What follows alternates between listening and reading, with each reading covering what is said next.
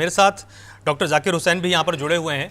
जाकिर साहब, आपसे ये जानना बहुत आवश्यक इसलिए भी है कि ईरान को लेकर तरह तरह के परसेप्शन पहले देखिए बनाए जा रहे थे। पहले कहा गया कि ज़बरदस्ती उस पर युद्ध थोपा गया, उसके बाद ये कहा गया कि ईरान अब मान नहीं रहा है, उसके बाद शांति के टेबल पर बैठकर दोनों देशों के बीच में एक संधि हो जाती है, उसके बाद ये कहा गया कि शर्तों का उल्लंघन किया जा रहा है, और अब अमेरिका की तरफ से टैक्स की घोषणा करना और ये कहना कि आगे जब तक भी यहाँ से जहाज जाएंगे उनकी सुरक्षा की जिम्मेदारी हमारी रहेगी।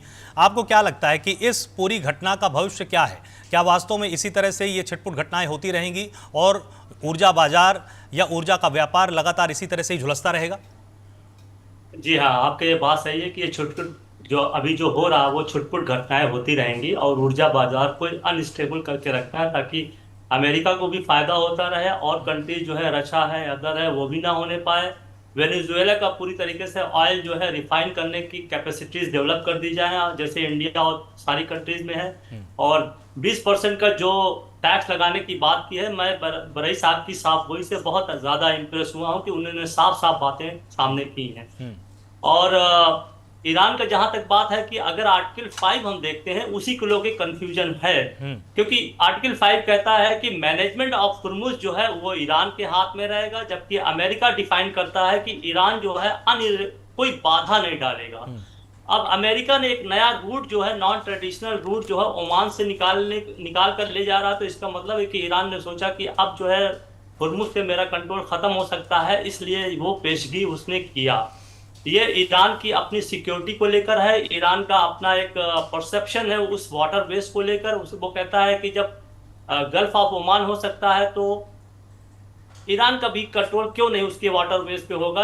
ये हम जानते हैं कि वहां पे कभी भी टोल टैक्स नहीं लगा, कभी भी इस तरीके की सिचुएशन नहीं आई। लेकिन ईरान की जो इकोनॉमिक कंडीशन है, ईरान की जो पॉलिटिकल कंडीशन है, स्ट्रेटेजिक कंडीशन है, सबको देखते हुए ईरान इसको एक बहुत बड़ा लिवरेज टूल बना के रखा हुआ है और ईरान उसको नहीं छोड़ेगा।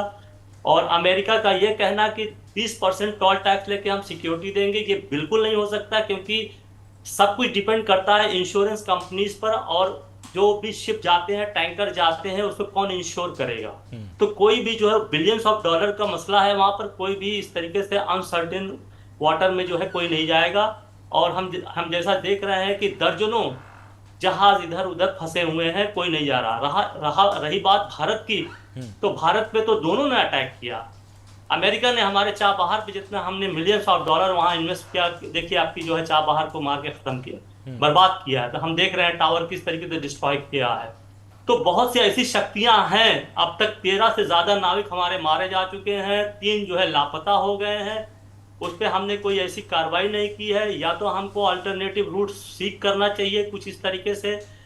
और बहुत सी ऐसी शक्तियां हैं कि भारत भी इस लड़ाई में शक इन हो जाए, क्योंकि ना नेटो आ रहा है ना और कंट्रीज कोई आ रही है। तो भारत एक बहुत बड़ा नजदीकी होकर उसको प्रलोभन दिया जा रहा है हमारे यहाँ से भी बोल। उसके कॉन्सिक्वेंसेस क्या आएंगे हम नहीं जानते। अगर भारत जाता है तो क्या चाइना चुपचाप बैठा रहेगा, रशिया बैठा रहेगा, पाकिस्तान बैठा रहेगा, तुर्की बैठा रहेगा? तो एक एक प्लेयर आपकी कंडीशन यहाँ पे आ सकती है। और अगर हम जो है यूरोपियन नेवी को परसुएट करने में कामयाब होते तो वो क्यों नहीं फिर आते। तो ये जो ऑप्शन दिए जा रहे हैं ये हमारे फेवर में नहीं होंगे। वार एस्केलेट कर जाएगी। हम बिला वजह जो है बिना वार के ही हमारे ऊपर जो है इतना बड़ा इम्पोजिशन आया। भारत को बहुत ही सीरियसली इस पर सोचना पड़ेगा कि हमको एनर्जी का अल्टरनेटिव सोर्सेस पैदा करना पड़ेगा। 36 से 42 कंट्रीज से हम लेने लगे हैं, इसकी तरफ हमको ज्यादा फोकस करना पड़ेगा, ना कि हम उस लड़ाई में शामिल हो जाएं और अपनी अर्थव्यवस्था पे और ज्यादा जो है बर्डन लाए और नेवी की शक्तियों में बिला वजह के हम वेस्ट कर दें। तो मुझे नहीं लगता ये लड़ाई जल्दी सॉल्व होगी। लेकिन दोनों तरफ ये भी हमको देखने को मिल रहा है, दोनों जो है एमओयू को खत्म नहीं करना चाहते हैं। अब कहां पर मीटिंग पॉइंट आता है ये देखने वाली बात है, कितना समय लगेगा।